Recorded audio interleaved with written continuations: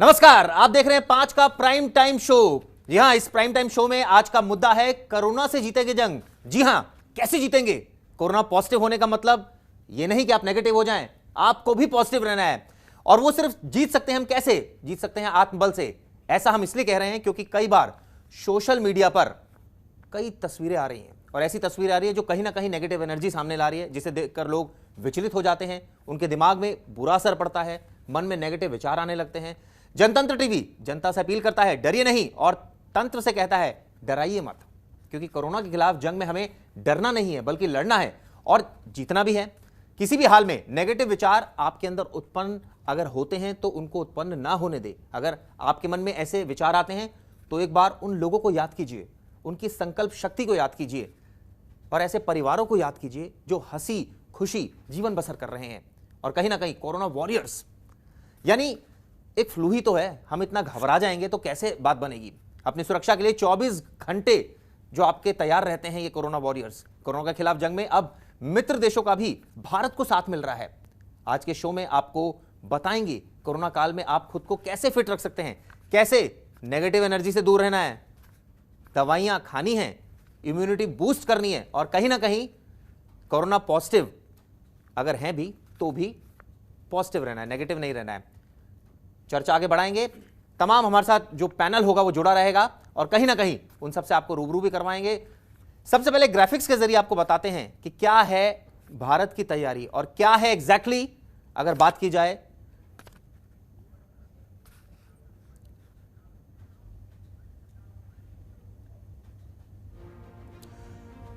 Corona को मात देगा भारत। डीआरडीओ अगले 3 महीने में 500 ऑक्सीजन प्लांट्स बनाएगा। ऑक्सीजन प्लांट स्वदेशी तेजस तकनीक से बनेंगे।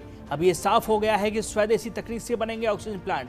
ऑक्सीजन प्लांट से पूरे देश में ऑक्सीजन की सप्लाई होगी। जो कमी अब देखने को मिल रही है फिर वो नहीं मिलेगी। एक ऑक्सीजन प्लांट से प्रति मिनट 1000 लीटर ऑक्सीजन तैयार किया जाएगा। प्रतिदिन 195 ऑक्सीजन सिलेंडरों को भरा जा सकता है।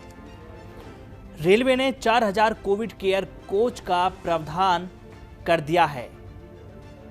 साथ ही 4000 कोविड केयर कोच में 64,000 बेड की व्यवस्था की गई है। अपने आप में एक बड़ी संख्या है ये।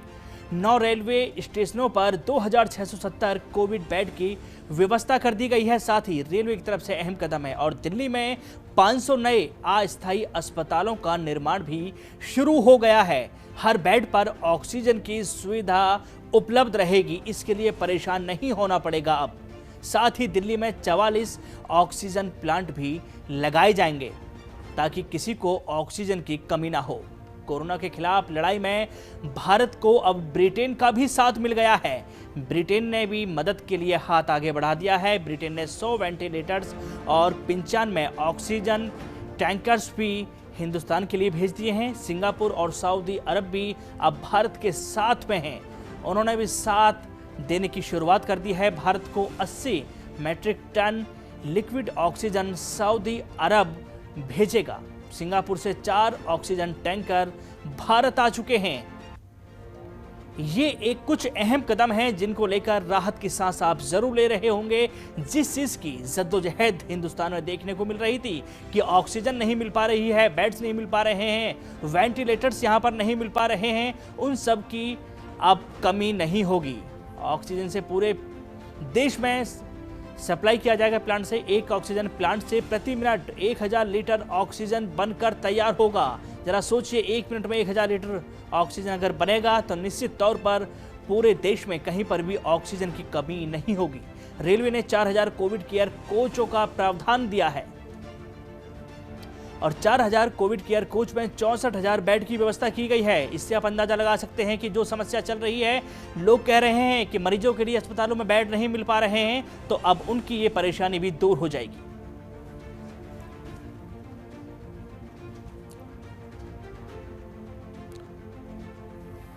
तो आपने देखा किस तरह से ये तमाम तैयारियां हो रही है और मेरे सहयोगी सत्येंद्र भाटी मेरे साथ मौजूद हैं। और जाहिर तौर पर ये तमाम तैयारियां हैं कोरोना को मात देने के लिए। एक तरह से कहा जाए कि पॉजिटिव अगर हो गए हैं तो भी पॉजिटिव रहना है, नेगेटिव नहीं रहना है। हमारे साथ वरिष्ठ पैनल जो है वो जुड़ा है और तमाम जो दर्शक सबसे पहले तारुफ कराऊंगा, विवेक शर्मा जी हैं, ऑनर है फार्मास्यूटिकल कंपनी के, हमारे साथ जुड़े हुए हैं। पंकज जी हैं, मनोचिकित्सक जी हमारे साथ जुड़े हुए हैं। अनवर वैद हैं जो केमिस्ट हैं, वो जुड़े हुए हैं। पीके मलिक डायरेक्टर हैं जो अंबेडकर हॉस्पिटल से जुड़े। सबसे पहले डॉक्टर साहब आपके पास आऊंगा, कोरोना पॉजिटिव अगर हो गए हैं तो क्या दवाई खाएं, कैसे अपनी इम्यूनिटी को मजबूत करें और कैसे पॉजिटिव रहें, इसके बारे में बताइए सर।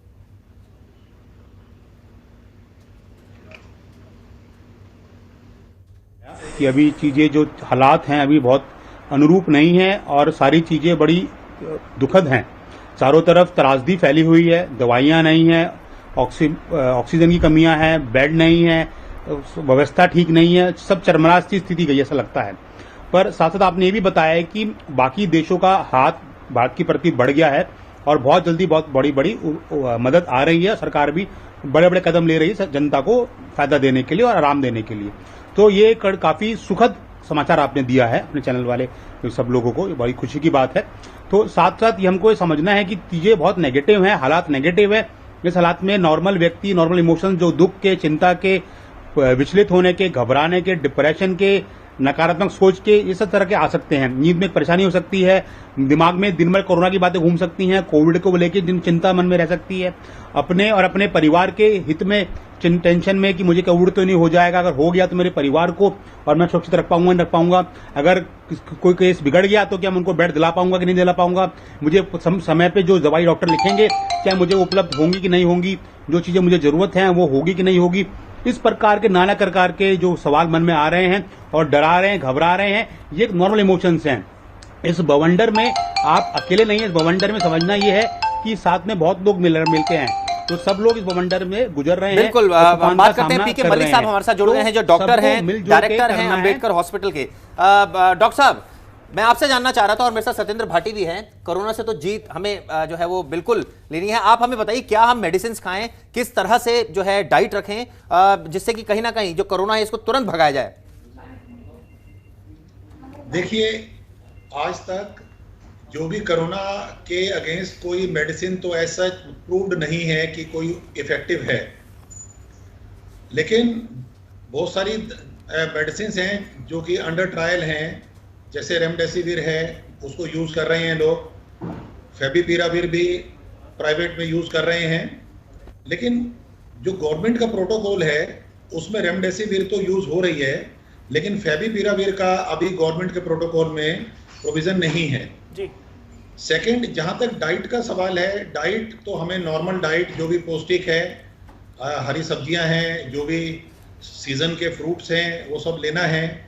क्योंकि हम ये जो सोचते हैं कि भाई मेडिसिन्स हमें सहारा देंगी, मेडिसिन्स मतलब जो मल्टीविटामिन्स हैं या जो इस तरह की दवाइयाँ हैं वो ठीक नहीं है।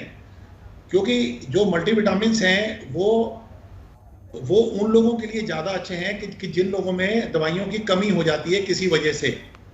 लेकिन जो एक नॉर्मल हष्ट-पुष्ट आदमी है उसके लिए तो एक हेल्दी डाइट सबसे अच्छी चीज़ है।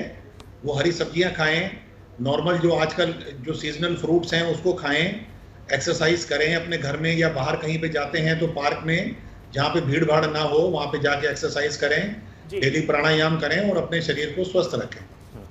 वाकई चिराग काफी अच्छी बात बोल रहे हैं डॉक्टर साहब, क्योंकि ये उन लोगों के लिए एक बड़ा मैसेज है जो लोग कर क्या रहे हैं। उनको पता है मुझे अगर हो गया तो ये दवाई हम ले लेते हैं, विटामिन सी की गोलियां ले लेते हैं, जिंक हम ले लेते हैं और उनका स्टॉक करके अपने पास रख लिया है और सोचते हैं कि इसको हम खाएंगे तो ज़्यादा जल्दी हम ठीक हो जाएंगे। जबकि डॉक्टर साहब बता रहे हैं कि ऐसे काफ़ी लोग हैं जिनको दवाई की आवश्यकता ही नहीं है। अगर वो अच्छी एक हेल्दी डाइट लेते हैं तो उससे उनको बेनिफिट ज़्यादा होगा, व्यायाम करेंगे। और इस बारे में जरा विवेक शर्मा के पास भी चलते हैं चिराग, उनसे जानते हैं कि आखिरकार कुछ ऐसी दवाइयां हैं जिनकी किल्लत मार्केट में देखने को मिल रही है, उसकी वजह क्या है? क्या लोगों की वाकई डिमांड ज्यादा बढ़ गई है या फिर पीछे से ही जो इसकी कंपनी है जो बना रही हैं वहां से ही दवाइयों का स्टॉक कम आ रहा है? विवेक शर्मा जरा बताइए हमें इस बारे में।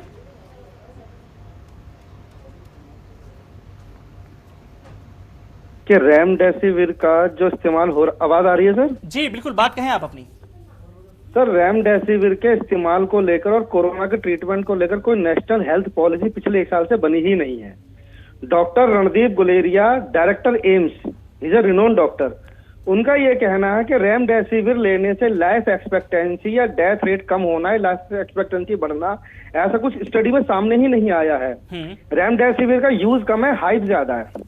और सर आपको पता है इकोनॉमिक्स में डिमांड एंड सप्लाई का रूल चल रहा है। सरकार ने क्या किया है, बड़े कंपनियों की जो प्रोडक्शन थी वो अपने हाथ में ले ली, स्टॉक अपने हाथ में ले लिया। अब लोगों में और पैनिक फैल रहा है। लोगों को ये लग रहा है कि रेमडेसिविर तो रामबाण औषधि है, इधर देंगे उधर पेशेंट ठीक हो जाएगा, लेकिन ऐसा है नहीं। जबकि सच्चाई ये नहीं है। सच्चाई ये नहीं है। सच्चाई है remdesivir is a good antiviral drug, ठीक है, लेकिन रेमडेसिविर का डायरेक्ट कोविड में रिजल्ट अभी तक स्टैब्लिश नहीं हुआ है। ठीक है, ट्रायल एंड एरर मेथड पर इमरजेंसी में चल रहा है। मेरे विचार में सरकार को इसमें दो काम करने चाहिए। अगर रेमडेसिविर जरूरी है, इसका रिजल्ट दिखता है, तो इसकी प्रोडक्शन को बढ़ाया। अभी सिर्फ बड़ी कंपनियों के हाथ में रेमडेसिविर की प्रोडक्शन है। इनको चाहिए जो मीडियम साइज कंपनीज या मीडियम साइज, उनको इमरजेंसी के आधार पे बहुत अच्छी बात बता रहे हैं कि अगर रेमडेसिविर यानी कि अगर मीडियम क्लास को दे दी जाए जो फार्मास्यूटिकल कंपनीज हैं, तो कहीं ना कहीं इसका प्रोडक्शन भी बढ़ेगा, प्लस ये जो कालाबाजारी हो रही है ये भी खत्म हो गया आई थिंक।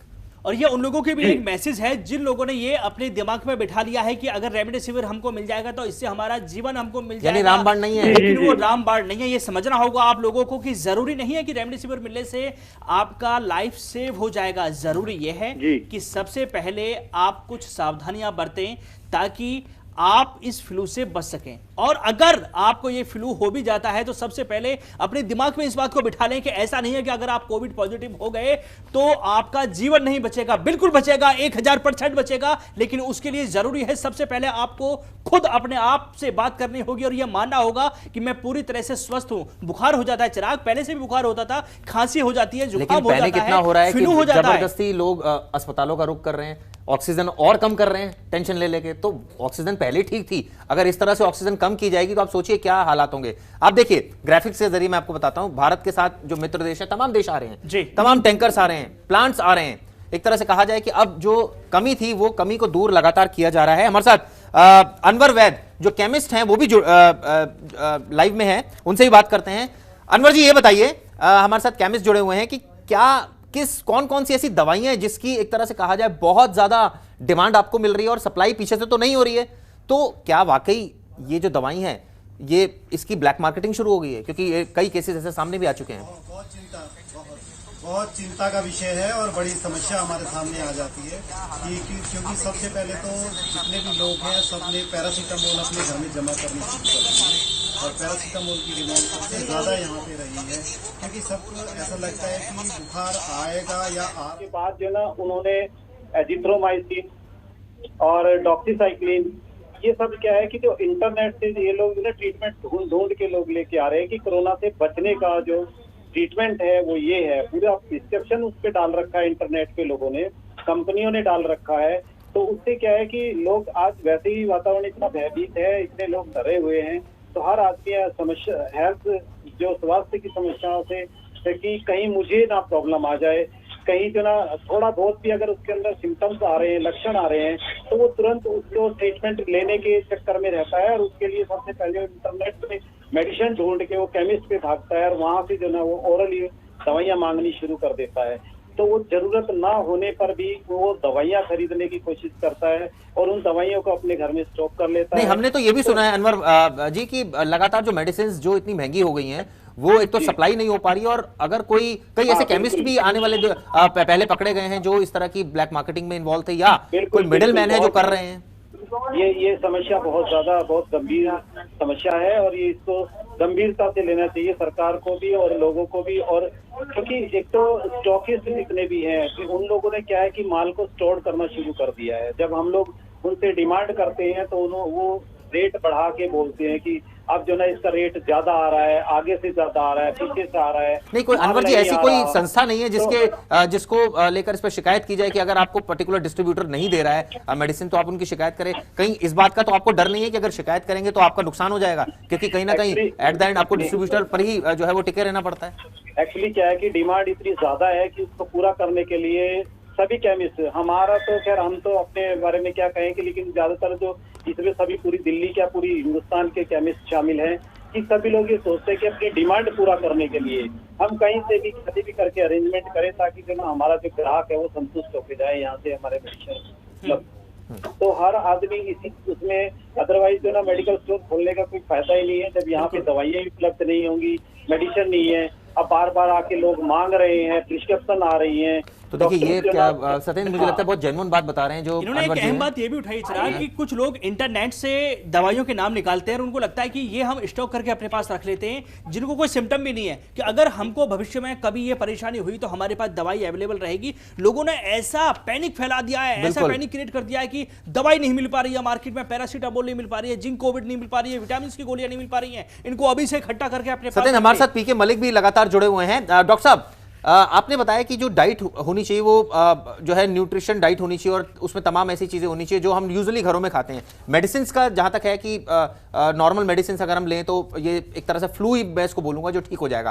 कुछ और आप सजेशन देना चाह रहे हैं कि क्या योगा किए जाए या अपनी थोड़ी सी एक लाइफ को और डिसिप्लिन किया जाए, और अगर आपको कोविड हो भी गया है तो भी जो ऑक्सीजन लेवल है उसको मॉनिटर किया जाए? इस बारे में आप थोड़ा बताइए सर। मेरा इस बारे में मानना यह है कि कोविड जो है वो एक फ्लू की बीमारी है। ये जरूर है कि इसके कॉम्प्लिकेशंस थोड़े से ज़्यादा हैं बाकी फ्लू से, और कंपैरेटिवली न्यू है तो इसके ऊपर बहुत ज़्यादा रिसर्च अभी नहीं हुई है। हालांकि पिछले 1 साल में दुनिया में इसके ऊपर बहुत काम हुआ है, वैक्सीनेशन हुआ है, ट्रीटमेंट के प्रोटोकॉल्स फाइनल हुए हैं, सब कुछ हुआ है जी। और अभी अगर हम भारतवर्ष में देखें तो एवरेज जो हमारा डेथ रेट है वो 1.4% के आसपास है जी। इसका मतलब यह है कि जो लोग बीमार हो रहे हैं उनमें से 1.4% लोगों की डेथ हो रही है, मींस कि 98.6% लोग जो हैं वो ठीक हो रहे हैं। तो बाकी बीमारियों में भी लोगों की डेथ होती है, लेकिन चूंकि बहुत ज्यादा हाइप इसका है और बहुत ज्यादा मीडिया में है, इस वजह से लोगों में शायद इसके लिए डर इतना ज्यादा है, लेकिन अधिकतर लोग इससे ठीक हो रहे हैं। और सबसे बड़ी बात काफी अहम बात बोली है सत्येंद्र। हाँ, और सबसे बड़ी बात यह है कि जो लोगों ने वैक्सीनेशन करवा लिया है, चाहे वो 60 प्लस वाले हों या 45 प्लस वाले हों या हेल्थ केयर वर्कर्स हों जी, उन लोगों में सीरियस प्रॉब्लम होने का और डेथ होने के चांसेस बहुत कम दिखाई दे रहे हैं। क्योंकि हम अपने हॉस्पिटल में जैसे देखते हैं, जिन लोगों की डेथ हुई है या हमारे हेल्थ केयर वर्कर्स हैं, हमारे साथी हैं जिनकी डेथ हो रही है, तो उनमें अधिकतर पता ये लगता है कि उनको वैक्सीन नहीं लगी हुई थी। तो ये एक लोगों की मेंटेलिटी बदलने की बात है कि भाई उनको सोचना चाहिए कि अगर बीमारी हो जाती है तो उसमें डेथ के चांसेस बहुत ज़्यादा हैं, बजाय इसके कि जो वैक्सीन है उसके साइड इफेक्ट बहुत कम है। डॉक्टर पीके मलिक, एक अहम सवाल और आपसे लेना है। दरअसल जिस तरह से आप पूरा समय लगा के रखते हैं, मरीजों की सेवा कर रहे हैं, उनके जीवन की रक्षा कर रहे हैं, आप भूल गए अपने घर जाना, आराम करना आपने छोड़ दिया है। सारे डॉक्टर, जितने भी हेल्थ वर्कर्स हैं, सभी मरीजों की सेवा में लगे हुए हैं। लेकिन कुछ तस्वीरें हम देखते हैं, हमारे पास खबर आती है, कुछ मरीज जब कोई अनहोनी हो जाती है उनके मरीज के साथ में, तो उसके बाद वो अस्पताल में तोड़फोड़ शुरू कर देते हैं, डॉक्टरों के साथ, नर्सिस के साथ बदतमीजी, मारपीट तक करनी शुरू कर देते हैं। ऐसे लोगों के लिए क्या कहेंगे आप? देखिए, मैं इस बारे में दोनों के लिए कहना चाहूंगा, हमारे जो मेडिकल के लोग हैं उनके लिए भी और जो लोग मरीजों के तीमारदार हैं उनके लिए भी जी। देखिए, पहले तो हमें मरीज को और मरीज के अटेंडेंट को ये समझाना जरूरी होता है कि मरीज की हालत क्या है जी, और वो कितने % चांसेस हैं उसके ठीक होने के या उसके ना ठीक होने के, क्योंकि बहुत ज्यादा सिक पेशेंट भी हमारे पास आ रहे हैं जी, जो इधर उधर किसी वजह से घूमते रहते हैं या अपने घर से ही नहीं निकले टाइम से, और जब वो हमारे पास पहुंचते हैं तो उनका ऑक्सीजन लेवल 40%, 30%, 50% होता है जी, जो कि बहुत कम है। तो ऐसे मरीजों के अटेंडेंट से हमारे जो डॉक्टर्स हैं, नर्सिस हैं, पैरामेडिक्स हैं, वो ठीक से बात करें, उनको उनकी सिचुएशन एक्सप्लेन करें, उनको समझाएं कि ऐसा आपका जो मरीज है वो हमारे पास बहुत देर से पहुंचा है और हम उसको जो ठीक करने की पूरी कोशिश करेंगे, लेकिन जरूरी नहीं है कि हर मरीज को ठीक किया जा सके। बिल्कुल, ये तो प्रॉपर काउंसलिंग होना बहुत जरूरी है। डॉक्टर साहब, हमारे साथ विवेक शर्मा भी जुटे हुए हैं। विवेक जी, ये बताइए कि फार्मास्यूटिकल कंपनी से आप हैं, ऐसे में प्रोडक्शन जो है क्या वाकई किल्लत है इन सब चीज़ों की प्रोडक्शन? जैसे आपने बताया 2-3 सिर्फ कंपनीज हैं जो डील कर रही हैं इन तमाम मेडिसिन में, तो सजेशंस क्या है? क्या और कंपनीज ऐसे टाइम में जब बहुत ज़्यादा क्राइसिस है तो कंपनीज को जो ओपन कर देना चाहिए, छोटी जो फार्मास्यूटिकल कंपनीज हैं उनको भी एक तरह से ऑप्शन देना चाहिए दवाई बनाने के लिए? जी जी सर, मेरा ये सुझाव है कि जो रेमडेसिविर की अभी जो मैन्युफैक्चरिंग और डिस्ट्रीब्यूशन है ज्यादातर बड़ी कंपनियों के पास है। एकदम से डिमांड में इस पर आया है, डिमांड एकदम से शूटअप कर गई है। तो सरकार को चाहिए जो मीडियम क्लास की फार्मास्यूटिकल कंपनीज हैं जिनके पास डेडिकेटेड। अपनी बात कहें आप। कुछ टेक्निकल ग्लिच है। बात करते हैं, हमारे साथ मनोचिकित्सक भी मौजूद हैं। सर, कैसे जो है ये इस मेंटेलिटी से दूर जाया जाए? वो आपने तमाम बातें बताई किस तरह से पॉजिटिव रहना है। सोशल मीडिया का बहुत बड़ा इसमें इफेक्ट है, जो हम देख रहे हैं पंकज जी की सोशल मीडिया पर कहीं ना कहीं काफी सारी नेगेटिव चीजें भी आ रही है, तो हमें पॉजिटिव लेना है, किस तरह से लेना है, थोड़ा अब हमारे दर्शकों को बताइए। अक्सर मरीज, देखिए समझना ये है कि अक्सर मरीज जब दिन भर हम लोग चीज सुनेंगे देखेंगे तो हमारे मन में वो छाप छोड़ता है, अच्छी या बुरी। तो जो दिन भर मीडिया में खबरें देख रहे हैं वो हर दिन दुख की और त्रासदी खबर देख रहे हैं। कोरोना वायरस में ये हो गया, बेड नहीं है, जो भी चीजें चल रही हैं नेगेटिव, उसके ऊपर व्हाट्सएप या ऑनलाइन में भी मैक्सिमम जो वैकेंसीज आ रहे हैं नेगेटिव आ रहे हैं, और उसमें मुट्ठी भर मैसेज सच है, काफी ज्यादातर फेक मैसेज बन के आ रहे हैं। तो जो केवल नेगेटिविटी हमारे अंदर भरते हैं, और जब दिन भर हम नेगेटिविटी देख रहे हैं, उसका सामना कर रहे हैं, तो कहीं ना कहीं हमारे में नेगेटिव इमोशन डेवलप हो रहे हैं, कहीं ना कहीं डर हमारे अंदर घर कर रही है, और हमारे अंदर पैनिक की सिचुएशन क्रिएट हो रही है। तो ब्रेन में कुछ केमिकल्स होते हैं, रसायन, जैसे डोपामीन, एसिटिलकोलिन, सेरोटोनिन वगैरह वगैरह केमिकल्स का हेरफेर होने के कारण तो हमारा तनाव कई गुना बढ़ जाता है, और वो तनाव बढ़ने के कारण हम नेगेटिव सोचते हैं और हमें नकारात्मक नजर आता है हर जगह, कुछ भी पॉजिटिव नजर आना कम हो जाता है या बंद हो जाता है।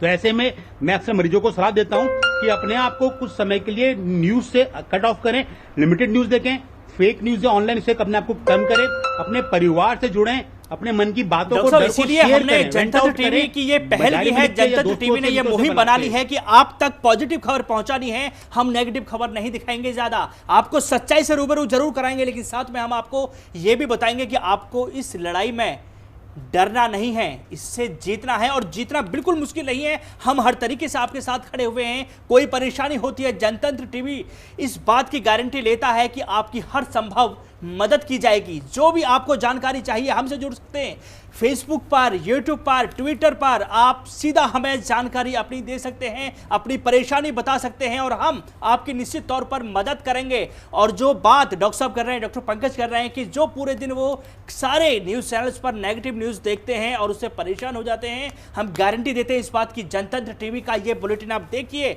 आपकी आधी परेशानी दूर हो जाएगी। आपको यह पता लग जाएगा कि जिस डर से आप परेशान हो रहे हैं सच में उसका इलाज मिल गया है। ऑक्सीजन का जिक्र आप हमेशा सुनते हैं खबरों में, ऑक्सीजन नहीं है, ऑक्सीजन आ गई है, बेड्स नहीं मिल पा रहे हैं, बेड्स आ गए हैं, वेंटिलेटर्स नहीं मिल पा रहे हैं, वो आ गए हैं। अब हर एक चीज आपके लिए मौजूद मिलेगी। आपको डरना नहीं है, बल्कि चिराग लड़ना है इस बीमारी से। बिल्कुल लड़ना है, और लड़ेंगे कैसे? सिर्फ इन्हीं बातों से जो सत्येंद्र भी बता रहे थे कि ऑक्सीजन तो आ गई है, साथ साथ मेडिसिन भी हैं, और कहीं ना कहीं अब बेड्स भी कई अस्पतालों में मौजूद हैं। आप कोरोना ऐप पर जाइए, आपको तमाम जगहों पर बेड्स की अवेलेबिलिटी भी नजर आएगी। तो ये नहीं, साफ है कि कहीं ना कहीं जो डर है उसके आगे ही जीत है, और कहीं ना कहीं अगर कोरोना पॉजिटिव है तो भी पॉजिटिव ही रहना है। क्यों सत्येंद्र? बिल्कुल, निश्चित तौर पर पॉजिटिव रहना है। वायरस भले ही हमको पॉजिटिव कर दे, लेकिन दुनिया की कोई ताकत हमको नेगेटिव नहीं कर सकती है। और हमारा वादा है आपसे, जाने से पहले आपको घबराना नहीं है, इस वायरस से लड़ना है और जीतना है। बहुत बहुत शुक्रिया सभी मेहमानों का हमारे साथ इस चर्चा में जुड़ने के लिए। देश और दुनिया की बाकी तमाम खबरों के लिए देखते रहिए जनतंत्र टीवी। नमस्कार। नमस्कार। खबरों के निष्पक्ष विश्लेषण के लिए सब्सक्राइब करें Jantantra TV and press the bell icon. Never miss any update.